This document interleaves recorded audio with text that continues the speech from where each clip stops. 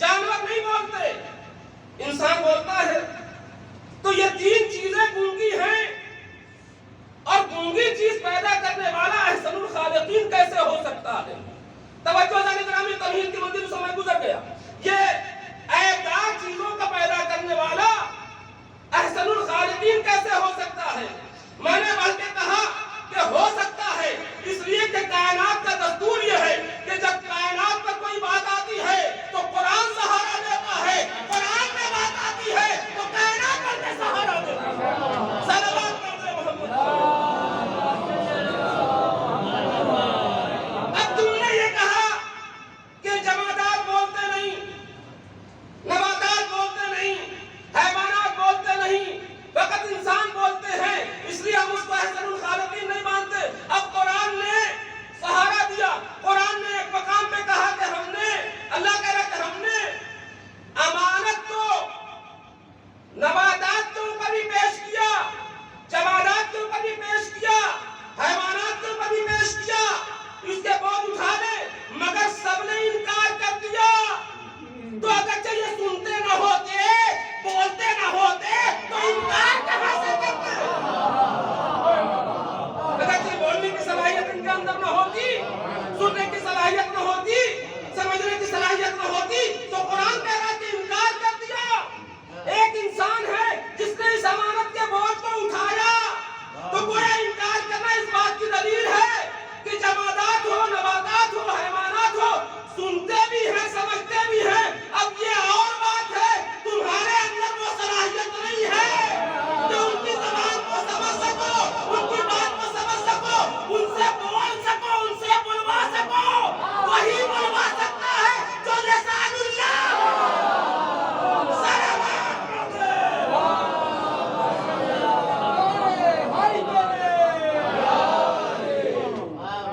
बोलवा सकता है उनसे जो लिसानुल्लाह हो। जानवर से भी बोलवाएगा, वही बोलेंगे, तुम्हारे कहने से नहीं बोलेंगे। जो इंसान कामिल होगा वो बोलवाएगा। जानवर भी बोलेंगे, बोलते हैं तुम्हारे सामने खामोश है। तारीख उठा के पढ़ो, जानवर बोले कि नहीं बोले? जनाब सुलेमान पैगंबर वादी नमन से गुजर रहे हैं, चूटियों की सरदार ने तमाम चूटियों से कहा कि देखो अपने अपने बिलों में घुस जाओ, इसलिए तो सुलेमान का लश्कर आ रहा है, कहीं तुमको कुचल न दे। भाई जानवर बोला कि नहीं बोला? हजरतुल अर्ज़ बोला कि नहीं बोला? सुना किसने? जो नबी था, जो मासूम था। तो इसका मतलब उसकी आवाज सुन सकते हैं, मगर उसके लिए जरूरी है कि तुम्हारे पास इस्मत हो। एक सलावत पढ़ दो।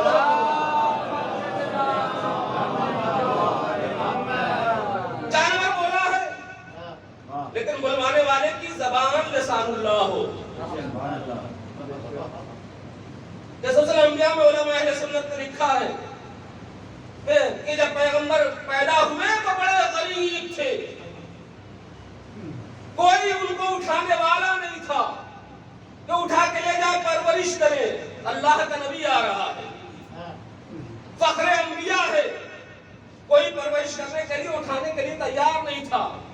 अंबिया वाले ने लिखा है कि जनाब हलीमा सादिया लंगड़े घोड़े के गधे के ऊपर सवार होकर आई। कैसे?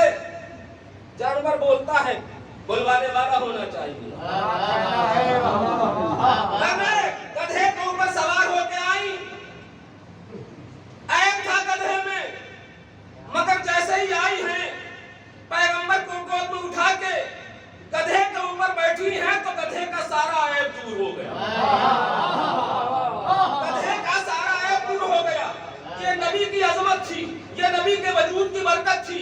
अब वो कहती है, तारीख इस्लाम वाले लिखते हैं कि अब ये गधा चला, जब चलने लगा तो आगे आगे देखा बहुत से गधे जा रहे हैं, तो एक मतलब ये गधा बोला। भाई नबी ने बुलवाया नहीं, मासूम है नबी, उसके जिस्म से तो वो गधा बोला तमाम गधों से कि गधो आगे न जाओ, इसलिए कि पीछे तुम नबी है।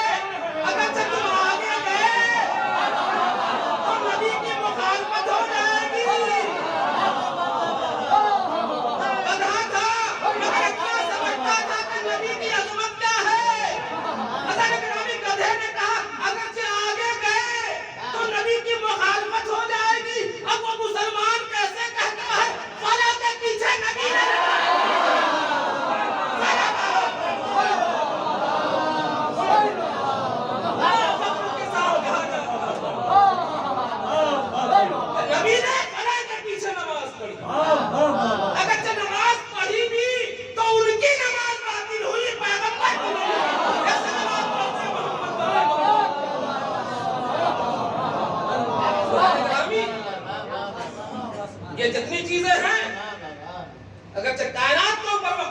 है तो कुरान आगे बढ़ के सहारा देता है, कुरान के ऊपर वक्त पड़ता है तो कायनात आगे बढ़ के सहारा देती है। एक नमूनतन चीजें हमने आपके सामने पेश की।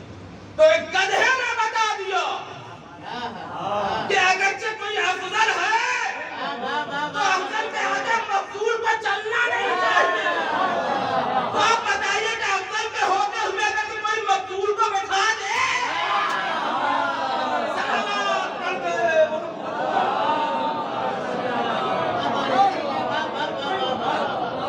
देखिए पढ़े लिखे लोग भी बैठे हुए हैं, ये दुनिया एक सिस्टम से चल रही है। ये दुनिया एक सिस्टम से चल, यार आऊंगा आपके लोगों के ऊपर, ये दुनिया एक सिस्टम से चल रही है, एक निजाम है, निजाम के तहत ये दुनिया चल रही है। और जिसका जो जिस चीज में एक्सपर्ट है, माहिर है, उसकी तकलीद होना चाहिए। बहुत सुनी बात है, जो जिस चीज में माहिर है, एक्सपर्ट है, उसकी तकलीद होना चाहिए। मराजाए किराम भी यही कह रहे हैं, दुनिया के साइंसदान भी यही कह रहे हैं, माहिरीन भी यही कह रहे हैं। उसूल यही है कि जो एक्सपर्ट है उसकी तकलीद होना चाहिए। अगर मराजाए किराम ये कह रहे हैं कि इस कोरोना के दौर में हम सोशल डिस्टेंसिंग रखें, फासला बना के रखें, और जो भी इस मैदान के एक्सपर्ट हैं वो जो कह रहे हैं उस पर अमल करना जरूरी है। ये तमाम मराजाए किराम का हुक्म है। ये तो ये उसूल है कि जो जिसका एक्सपर्ट है उसी से काम लेना चाहिए। आइए 21 रमजान की मुनासिबत से मैं मिसाल दे दूं इस बात की कि मौलाए कायनात को ज़रबत कब लगी? 19वीं की सुबह में 3 दिन मौलाए कायनात जख्मी रहे और तीसरे दिन आपकी शहादत हुई। आपने बड़े बड़े जाकिरों को सुना है, उलमा को सुना है, खुतबा को सुना है, शायरों को सुना है। बताइए कि किसी खतीब, किसी आलिम, किसी शायर ने कभी ये पढ़ा हो कि मौला जख्मी हुए 3 दिन रहे और मौला ने इमाम हसन से कहा हो, बेटा ज़हन में रखिएगा हमेशा एक्सपर्ट की तकलीद करना है। इस्लाम भी यही कहता है, दुनिया का उसूल भी यही कहता है।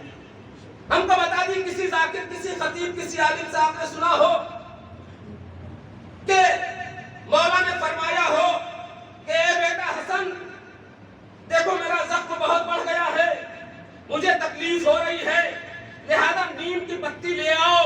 तवज्जो चाहता हूँ, नीम की पत्ती ले आओ, उसको पीस के लेप बना दो और लेप बना के हमारे जख्म पे लगा दो ताकि आराम मिल जाए। नहीं, किसी ने इस चीज से नहीं सुना होगा, ना कहीं पढ़ा होगा आपने।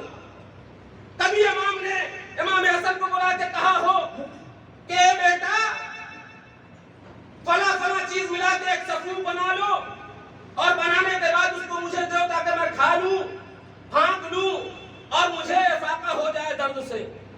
बड़े बड़े असहाब मौजूद थे, ताबईन मौजूद थे, तबे ताबईन मौजूद थे।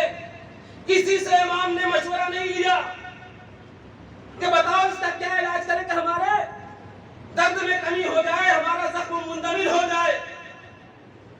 हुआ क्या? न इमाम हसन से कहा, न इमाम हुसैन से कहा, न सहाबा से कहा, न चाहने वालों से कुछ कहा कि तो हुआ क्या? हुआ ये कि जब आखिरी अय्याम आए हैं तो इमाम ने क्या कहा? किसी जर्राह को बुलाया जाए, किसी डॉक्टर को बुलाया जाए, तबीब को बुलाया जाए। किसने कहा? इमाम ने कहा कि किसी तबीब को बुलाया जाए, डॉक्टर को बुलाया जाए ताकि वो आके मुझे देखे, मेरे जख्म को देखे। मैं कहूँगा भाई मौला कौन है? अव्वलीन व आखरीन के इल्म के वारिस है, अव्वलीन व आखरीन के इल्म के वारिस है, बाबे मदीनतुल इल्म है। मगर क्या कहा? जर्राह को बुलाया जाए। मैं कहूँगा मौला क्या आप इसका इलाज नहीं जानते? ताकि देखो हम लोग हर चीज ज़ाहिरी एतबार से नहीं करते, जो ज़ाहिरी एतबार से होता है वही करते हैं। हम इल्म गैब भी रखते हैं, हम जानते हैं कि ये जख्म मुंदमिल हो सकता है। तो मैंने कहा मौला फिर तबीबों को बुलाया ताकि ये कयामत तक के लिए दुनिया वालों को मैं उसूल दे के जा रहा हूँ कि जो जिसका एक्सपर्ट है उसी से काम लिया जाए।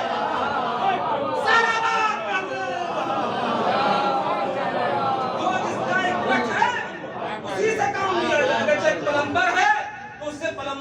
काम लेना कमाल है। अगर जो कोई इंजीनियर है तो उसको इंजीनियरिंग का काम करना कमाल है। जो जिस चीज में एक्सपर्ट है उससे आप काम लीजिए। जाते जाते मौला ने ये उसूल हमको दिया। एक सलावत पढ़ दो मोहम्मद। लेकिन हमारे घर में कह रहा था कि दुनिया निजाम के तहत चल रही। मासूम भी जो आए हैं वो निजाम के तहत दुनिया को चलाया है। इल्म गैब से नहीं दुनिया को चलाया है, निजाम के तहत दुनिया को चलाया है। अच्छा ये बताइए कि अगरचे दुनिया में देखें कि बदनज़मी कितनी है, बुराइयां कितनी है, इसके असबाब क्या है? इसके मतलब कभी आपके और एक सवाल है कि दुनिया में इतनी बदनज़मी, इतनी बुराइयां जो फैल रही हैं उसके असबाब क्या है? जहां बहुत से असबाब हैं बुराइयों के, आ रहे हैं अपनी मंजिल पे, जहां बहुत से असबाब हैं, वजूहात हैं दुनिया में बुराइयों के, वहां बुनियादी वजह यह है कि हकदार को हक न देना। बुनियादी वजह यह है कि हकदार को हक न देना, यानी जो उसका हक है उसको वो हक न देना, ये सब बुराई की बुनियाद है, जड़ है। मिसाल दे दूं, अगर एक आदमी मुतब्बिर है अब उसको मौलवी बना दे तो बताइए सवाल खराबी पे और कुछ पैदा नहीं होगा।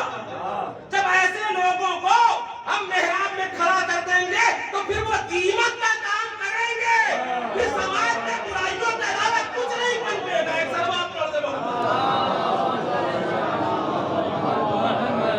ये फर्श अदा, ये मजलिस, ये मिंबर, ये क्या है?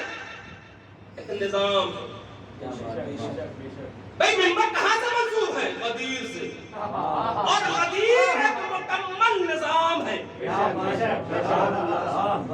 अगर हम मजलिस में आ जाएं, बैठ जाएं सिर्फ इसलिए कि सवाब के लिए, तो ज़रा में इतनी बड़ी कुर्बानी मासूमीन ने दी है ना, तो इतने छोटे काम के लिए नहीं दी गई। ये सवाब वो आप चलते फिरते ले सकते हैं, चलते फिरते ही सवाब ले सकते हैं। आप जा रहे हैं रास्ते में ठोकर बना हुआ है, कंकर पड़ा हुआ है, हटा दिया, अब रवायतें उठा के एक हज का सवाब, एक हज का सवाब। तो सवाब हासिल करने के लिए तो बहुत से तरीके इस्लाम में है। अरे जनाब खदीजा ने तो मिजाज बना दिया कि सवाब हासिल कैसे करना है, इतना दे दिया इस्लाम में। सवाब करना मोहम्मद वाले नहीं, ये मिंबर गदीर का मिंबर है। ये एक निजाम को बता रहा है। निजाम क्या है कि हकदार को हक मिलना चाहिए। जब हकदार तक हक पहुंच जाएगा तो बुराइयां दूर होती चली जाएंगी, अच्छाइयां पैदा होंगी। बुनियादी चीज है। अब बताइए, अब तक तारीख देखिए, हक किसका था?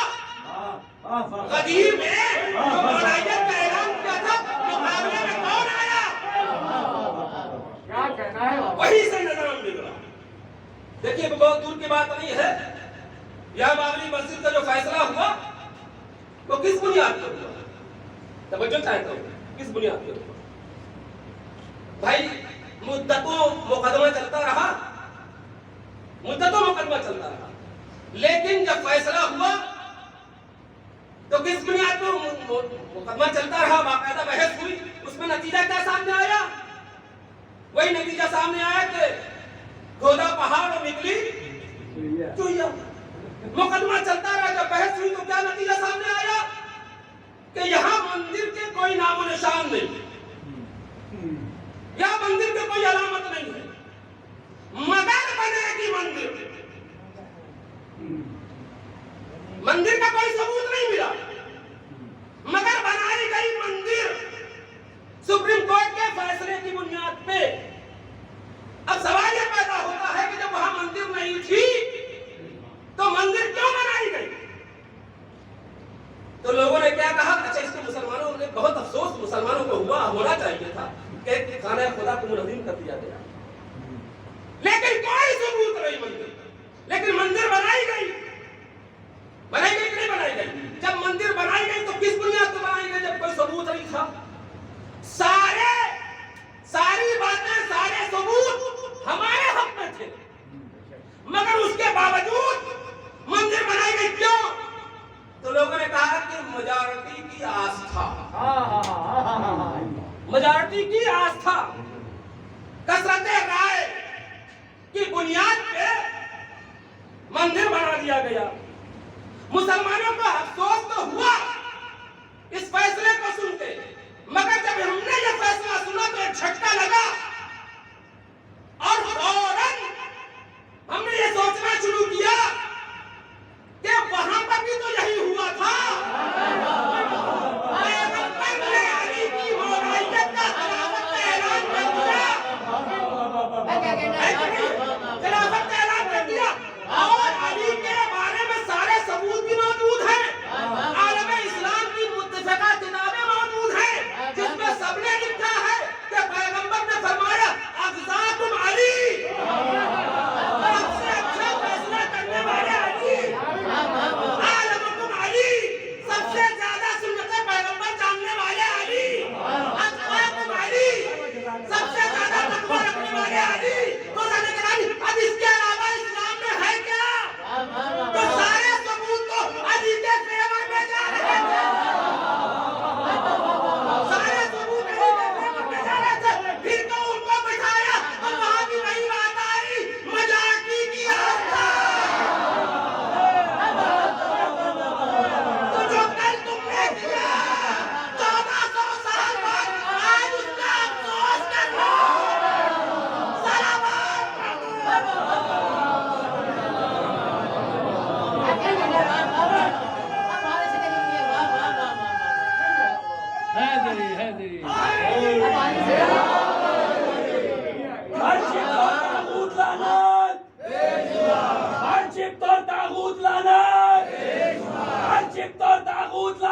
सब मिलकर दोनों हाथों को बुलंद कर नारा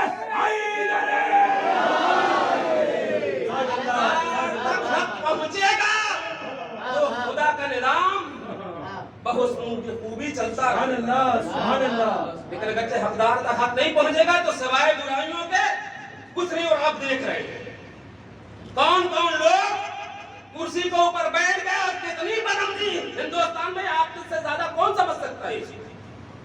तो जाने ग्रामी कहने का मकसद ये कि हकदार तक हक पहुंचेगा तो अमन सलामती रहेगी। लेकिन अगर हकदार तक हक नहीं पहुंचा, आप देखें 3 दौर गुजरा है, 3 दौर गुजरा है।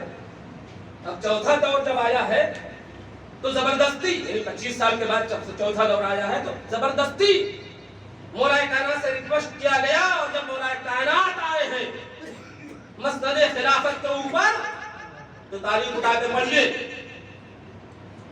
हक बता रहा हूं कि हक जब हकदार तक पहुंच जाता है तो क्या होता है। 25 साल के बाद जब मौलाए कायनात मसनद खिलाफत के ऊपर आए हैं, पहला दिन था कि मौलाए कायनात मस्जिद नबवी में आए खुतबा देने के लिए और नमाज पढ़ाने के लिए। तो पूरा मदीना सिमट के आया कहां? मस्जिद नबवी में, देखने के लिए कि अली नमाज कैसे पढ़ाते हैं, अली खुतबा कैसे देते हैं और अली मिंबर पे बैठते कहां। अली मिंबर पे बैठते कहां? पूरा मदीना सिमट के आ गया। अब जैसे ही मदीना आ गया पूरा सिमट के, मौलाए कायनात मस्जिद में दाखिल हुए और दाखिल होने के बाद मिंबर के पास खड़े होके एक बार तो चारों तरफ देख के मुस्कुराने लगे और मुस्कुराते हुए एक मर्तबा पहले जीने पे सर पैर पर रखा, फिर दूसरे जीने पे 2 पैर रखे, तीसरे जीने पर पैर रखे, आखिरी जीने पे जाकर बैठे। अच्छा, पब्लिक ये सोच रही थी कि कहां बैठेंगे। पहले साहब तो पहले जीने पे बैठे, दूसरे साहब तो दूसरे जीने पे बैठे, तीसरे साहब तो तीसरे जीने पे बैठे, मगर चौथे आएंगे तो कहां बैठेंगे? वो आखिर में बैठेंगे या अलग से मिंबर बनवाएंगे या खड़े होकर खुतबा देंगे। लेकिन अभी ये सोच ही रहे थे कि मौलाए कायनात मुस्कुराते हुए इन तीनों जीनों को गुजरते हुए आखिरी जीने पे जाकर बैठे। आखिरी जीने पे जाकर बैठे तो पूरे मजमे में सन्नाटा तारी हो गया, सबकी सांसें रुक गई। एक बुजुर्ग सहाबी बैठे हुए थे, उन्होंने जो नाबीना थे पास बैठे वाले को मुंह से मारा और आवाज दिया कि ये इतना सन्नाटा क्यों हो गया, ये सब क्यों सांस क्यों सूख गया। तो जवान ने कहा अरे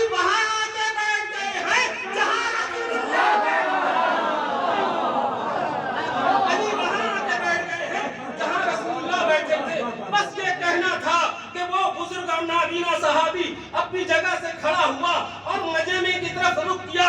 मजमे की तरफ रुख करने के बाद एक मतलब कहा, सुनो मेरी बात को, मेरी बात को सुनो। अब लोगों ने वो कान खड़े कर दिए, क्या कहना चाहते हैं कहे। कहा कि आज बड़े अरसे के बाद हम अपनी जगह पे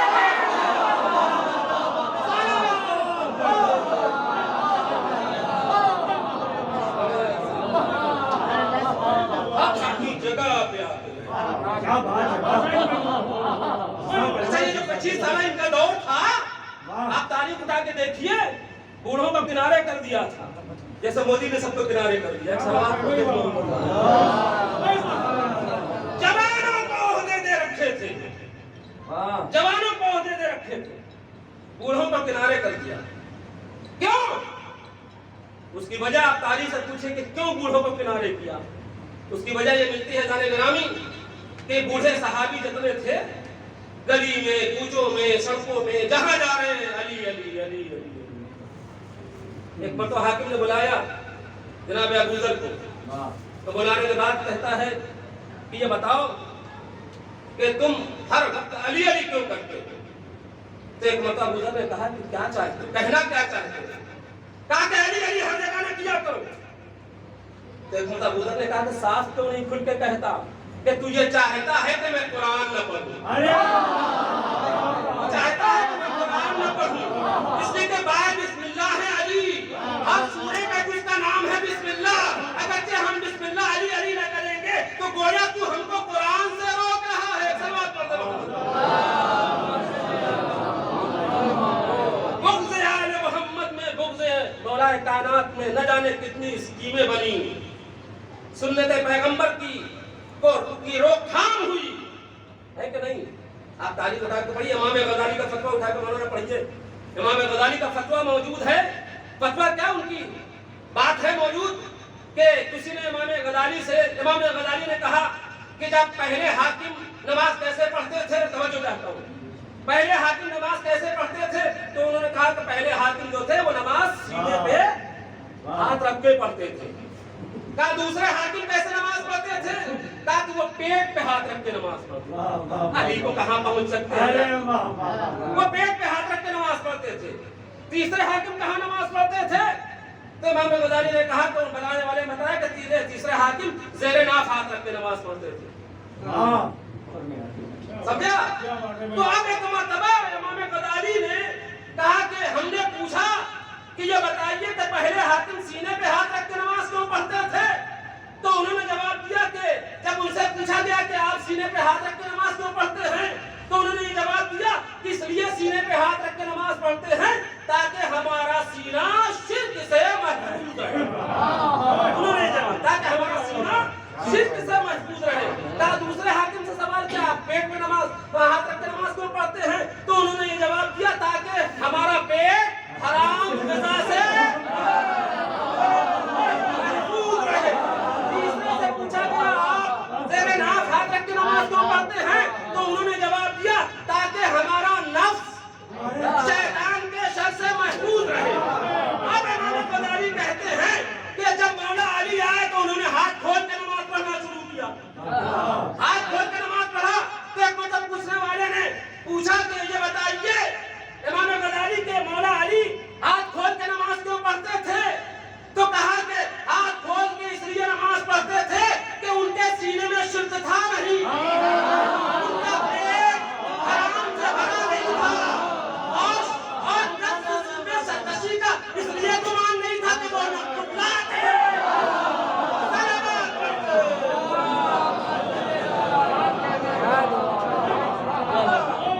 अली को समझना बड़ा आसान नहीं होती, अली को मान लेने ही में नजात है। अरे अली तो बहुत बड़ी चीज है, हम अली के नौकरों को नहीं समझ सकते, नहीं समझ सकते अली को नौकरों, हम अली के नौकरों को नहीं समझ सकते, हम अली को कहां समझ पाएंगे। अजीज़ान गिरामी, अगर हम अली के नौकर को समझ गए तब जाकर मालिक को समझने की मंजिल आती है। लेकिन अगर नौकर ही को नहीं समझे, क्या कमालात हैं अल्लाह ने दिए हैं मौलाए कायनात को, बहुत सी खुसूसियात हैं। देखिए कायनात में कोई नबी इमाम कितने भी गुजरे हैं, किसी ने सलूनी का दावा नहीं किया, किसी ने सलूनी का दावा नहीं किया। मौलाए कायनात के बाद जो इम्मा थे, इहतिराम है मौलाए कायनात में उन्होंने दावा नहीं किया। लेकिन ये भी तय है कि अगर से सलूनी का दावा मौलाए कायनात के बाद किसी ने किया तो ये कहा गया वो सबसे बड़ा झूठा। जो मौलाए कायनात के मुकाबले में सलूनी का दावा करे वो सबसे बड़ा झूठा। अल्लामा इब्न सिद्दीक़ जौज़ी ने दावा कर दिया और मिंबर पे आके उसने दावा किया कि सलूनी सलूनी। इतने में मदीने का बहुत बड़ा फकीह जैसे ही उसने दावा किया तो कली की चाहने वाली बैठी थी, उसने सुना कि सलूनी का दावा किया है। कहा कि फकीह मदीना आप सलूनी का दावा करें, जो चाहे पूछ लो। कहा कि हाँ। एक मतलब औरत कहती कि ये बताइए कि मदीने और मदाइन में 1 महीने का सफर का फासला है ये बात सही? फकीह मदीना कहा कि हाँ है। कहा कि जनाब सलमान फारसी मदाइन में इंतकाल करते हैं, मौला अली मदीने में है, रातों रात गए, गुस्ल दिया, कफन पहनाया और दफन करके उसी रात पलट आए। क्या ये सही है? कहा कि हाँ सही है। कहा कि अगर ये सही है तो फला खलीफा मदीने में दिए जाते हैं और अली मौजूद है, बस इतना बता दो कि मौजूद होते हुए नमाज़े जनाजा क्यों नहीं पढ़ा? होते हुए नमाज़े जनाजा क्यों नहीं पढ़ी? अब तो होश उड़ गए मदीने फकीह मदीना के, जवाब नहीं बन पड़ा अजीजों। फौरन ये कहता है फकीह मदीना ये सुन के कि अच्छा ये बताओ कि तुम अपनी मर्जी से आई हो या शौहर की मर्जी से? अगर तुम अपनी मर्जी से आई हो यहाँ तो तुम्हारे ऊपर लानत, और अगर तुम शौहर की मर्जी से आई हो तो तुम्हारे शौहर पर लानत। तो फौरन मुझे कहती है कि अच्छा ये बताओ जंगे जमल में बीवी किसकी हालत में गई थी? अगर तुम अपनी मर्जी से गई थी तो किस पर लानत भेजोगे? अगर तुम नबी की मर्जी से गई थी तो किस पर लानत? एक सलावत पढ़ दो।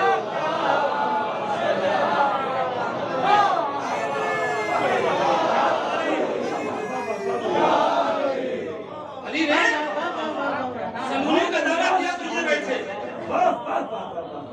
और एक दावा करने वाला और था जिसका तारीख ने हारून रशीद नाम लिखा है।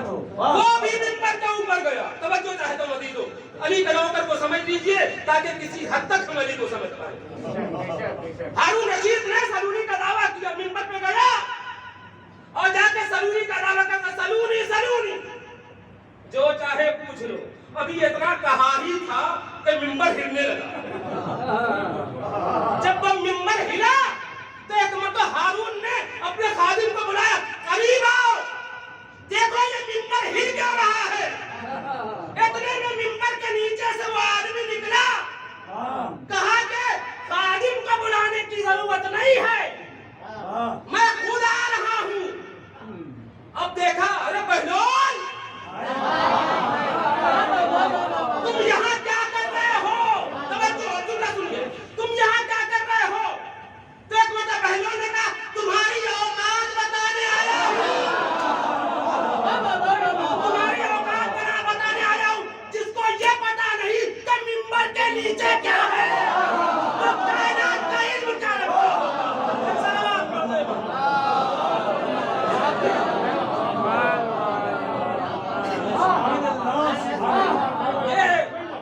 अली का एक दीवाना है, अली का इसको समझ लो। आजकल आज तक ये अली का दीवाना लोगों के लिए मुअम्मा बना हुआ है, मुअम्मा बना हुआ, आज तक कोई समझ ही नहीं पाया। एक रोज आया हारून और आने के बाद कहता है बहलोल मैं तुमसे तंग आ गया हूँ। अली के नौकर की अजमत में बता रहा हूँ और कुव्वत और ताकत, अली तो बहुत बड़ी चीज है। आया हारून और कहता है कि बहलोल तुमसे मैं बहुत तंग आ गया हूँ, बहुत परेशान हो गया हूँ, मर क्यों नहीं जाते? मर क्यों नहीं जाते? तो एक कहते हैं कि मर जाऊं, सुनिएगा यहां से, मर जाऊं। तो हारून ने कहा कि हाँ मर जाओ। फिर बैलों ने कहा मर जाऊं, कहा कि हाँ मर जाओ। फिर बैलों ने कहा मर जाऊं, कहा हाँ मर जाओ। जैसे ही तीसरी मरतबा कहा हारून ने कहा हाँ मर जाओ, बहलोल जमीन पर लेटे और मर गए। बहलोल जमीन पे लेटे और मर गए। अब तो ये हारून परेशान, चचादाद भाई था ना, परेशान, हाय बहलोल मेरा भाई मर गया, मैं परेशान हो गया। ये अब रोना पीटना जो उसका बहर मक्कारी थी, मर गए, हकीकत में मर गए भाई। अब वो परेशान, उस वक्त कफन का इंतजाम किया गया, जनाजा उठा, बड़ी शान से उठा जनाजा, और जनाजे पे जनाजा जा रहा है, और ये फरियाद करता हुआ हारून रशीद पीछे पीछे, हाय मेरा भाई मर गया, हाय मेरा भाई मर गया। तो एक तो जैसे ही कब्रिस्तान पे जनाजा पहुंचा और ये चिल्ला रहा था, मक्कारी कर रहा था कि हाय मेरा भाई मर गया, मैं कैसे जिंदा रहूंगा, मैं कैसे रहूंगा, मैं कैसे वक्त गुजारूंगा। तो एक तो ताबूत से आवाज आई, जिंदा हो जाऊं, जिंदा हो जाऊं। अब सोच ली कि जब कहा होगा जिंदा हो जाऊं तो पूरे मजमे का आलम क्या होगा, भाई ये मुर्दा जिंदा कैसे हो गया।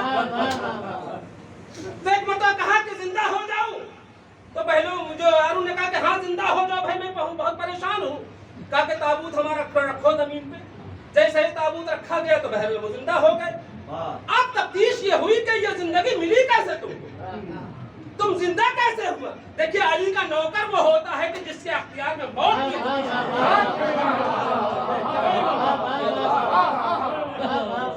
तुम जिंदा कैसे हो गए। तो बहनों ने कहा मैं जब चाहूं जिंदा हो जाऊं, जब चाहूं मर जाऊं। क्या बात। कहा कि सबूत क्या है भाई, तू तेरे अंदर ये ताकत आई कैसे। कहा कि देख हम दर अहले बैत के नौकर हैं, जहां जिस दर के ऊपर हम बैठते हैं ना अली के दर पर, वहीं पर बहुत से नौकर हैं इस दर के, जिसमें जिब्राइल भी आते हैं, मीकाईल भी आते हैं, इस्राफील भी आते हैं। मैं यहाँ बैठा रहता हूँ, उन नौका बराबर आना जाना हुआ और नौकर नौकर में दोस्ती हो गई।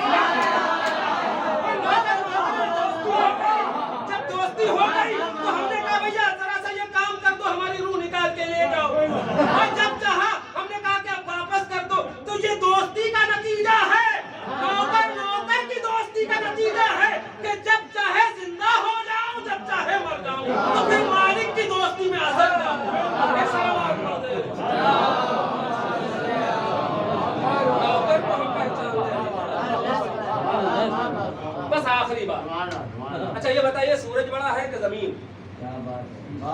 सूरज बड़ा, नौकर की मैं बात कर रहा हूँ, बहुत बड़ी चीज। सूरज बड़ा है या जमीन। एक सलवात पढ़ दो।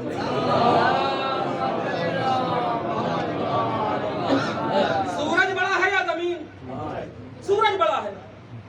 अच्छा किसी चीज को सीधे घुमाना आसान है या उल्टे घुमाना आसान है। सीधे घुमाना आसान है, उल्टे घुमाएंगे तो डबल पावर लगेगा, है कि नहीं है।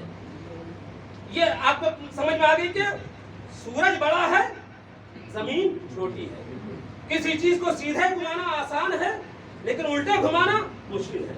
सीधे चलना आसान है, उल्टे चलना बहुत मुश्किल है। अब मैं आपको तारीख की तरफ नहीं चल रहा हूँ, अली के नौकर की बात मैं सुना रहा हूँ कि अली के नौकर की ताकत क्या है। लोग आए पैगंबर के पास और आने के बाद कहते हैं कि अल्लाह के नबी आज सुबह क्यों नहीं हो रही है। सुबह क्यों नहीं हो रही है। हम लोग बहुत देर से इंतजार कर रहे हैं नमाज पढ़ने की, सुबह हो ही नहीं रही है। तो पैगंबर ने कहा कि अजान किसने दी। तो कहने वाले ने कहा कि चूंकि मोटी जबान थी, शीन को वो सीन कहते थे, लिहाजा हमने कहा अच्छा लबो लहजे वाला, मैंने उसको खड़ा किया, उसने अजान दिलवाई। तो एक मुर्तद पैगंबर ने कहा कि सुबह हो ही कि नहीं जब तक के बिलाल अजान न दे। सुबह हो ही कि नहीं जब तक बिलाल अजान न दे। अच्छा जब उन लोगों ने दूसरे को खड़ा किया था, अजान दिलाया, तो ये बताइए कि बिलाल राजी थे कि नाराज थे। बिलाल नाराज थे और नाराजगी की वजह यही थी कि उनसे उनका ओहदा छीना गया, अजान नहीं दिलवाया गया। तो कौन नाराज हुआ।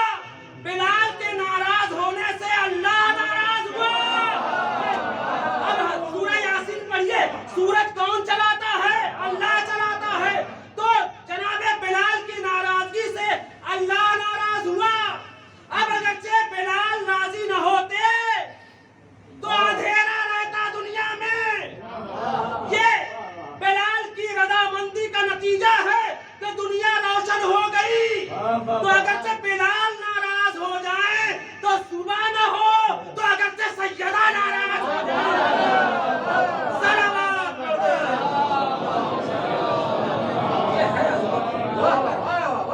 सैयदा नाराज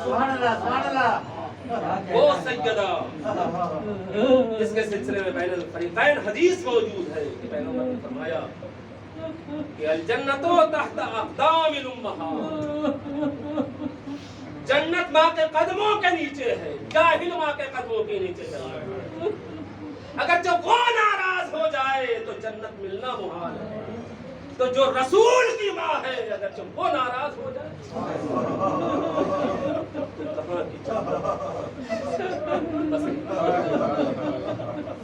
सुबह की मजलिस में भी मौला के फदाइल व मसाइल सुने, 20वीं रमजान आज सब इकट्ठा होकर बैठे हुए हैं इस महामारी में कि हम हसनैन को उनके बाबा का ज़ैनब रसूल को उनके बाबा का गुस्सा उनके बाबा का गुस्सा आज़ादारों 21वीं रमजान से पैसे पहरता अली का आलम ये है कि जख्म ऐसा भर गया है, ऐसा ज्यादा जख्म हो गया है कि इमाम का चेहरा जर्द। तारीख बताती है कि जब हालात बिगड़ने लगे एक मतलब फिर जर्राह को बुलाया गया, जर्राह आया है तो जर्राह ने देखा कि इमाम का चेहरा बिल्कुल जर्द हो चुका है। बस ग्रामी ये कह के जर्राह घर से निकला बैठू तरफ से कि आका वसीयत कर दीजिए, इसलिए ज्यादा वक्त नहीं है। बस जर्राह निकला है और मौलाए कायनात से बाकायदा मौलाए कायनात ने वसीयतें शुरू की, लेकिन वसीयत करने के पहले जब जर्राह से इमाम हसन ने पूछा तो जर्राह ने कहा कि हाँ अगर से थोड़ा सा दूध का इंतजाम हो जाए तो ज़ख्म में इजाफा हो सकता है। इसी तरीके से कूफे में खबर पहुंच गई कि मौला को दूध की ज़रूरत है। एक रवायत बताती है खबर पहुंची है मौला के घर के सामने 250 लोग दूध का प्याला लिए हुए आ गए कि आका को दूध की जरूरत है। लेकिन एक रवायत ये बताती है कि जब कूफे के बच्चों को खबर मिली कि मेरा बच्चों ने तारीख बताती है कि बाकायदा सैकड़ों बच्चे हाथों में दूध का प्याला लिए अली के घर के पास आ गए और आवाज देने लगे आका मुझे मालूम हुआ है कि आपको दूध की जरूरत है, ये आका आज हम दूध न पिएंगे। ये खबर हमारे हसन ने बाबा को दिया तो एक मरतबा मौलाए कायनात ने कहा कि हसन अरे बच्चों को वापस कर दो, ये कूफे के यतीम हैं जिसकी किफालत हम किया करते थे, ये यतीमों का हक है। मगर उन बच्चों ने कहा कि मौला अरे हम जब तक दूध अपने आका को न देंगे हम वापस न जाएंगे। मैं कहूँगा ये मौला अरे आप बड़े खुश नसीब हैं, आपको जब जर्राह ने दूध बताया तो कूफे के सैकड़ों बच्चे दूध का प्याला लेके हाजिर हो गए। मगर जरा करबला के मैदान में आइए, आपका बेटा हुसैन अपने लाल हसन को लेके दूध का मुतालबा नहीं बल्कि एक चुल्लू पानी का मुतालबा कर रहा है। मगर उसके बदले में सनसनाता हुआ तीर चला, बच्चा हाथों पर मुनक़लिब हो गया। मौला दुनिया से रुखसत हो गए। मगर वसीयत में जो वसीयत किया है वसीयतों में ये मिलता है कि जब मौला वसीयत कर रहे थे तो इमाम हसन को करीब बुलाया और बाकी बेटों को करीब बुलाया, बेटियों को करीब बुलाया। बुलाने के बाद सबके हाथ को इमाम हसन के हाथ में दिया। मगर अजीजों अमीर अजीजों एक मरतबा हुसैन को बुलाया है और बुलाने के बाद एक मरतबा रोने की आवाज सुनी है तो ज़ैनब से पूछते हैं कि बेटी ये बताओ ये किसके रोने की आवाज है? कहा कि ये उम्मुल बनीन के रोने की आवाज है। जैसे ही कहा कि ये उम्मुल बनीन के रोने की आवाज है तो बुलाया है। बुलाने के बाद कहते हैं मौला कि ये बताओ रोने का सबब क्या है? कहा कि ये मौला सबको आपने इमाम हसन के हवाले किया, हम मगर मेरे लाल को हुसैन के हवाले क्यों किया?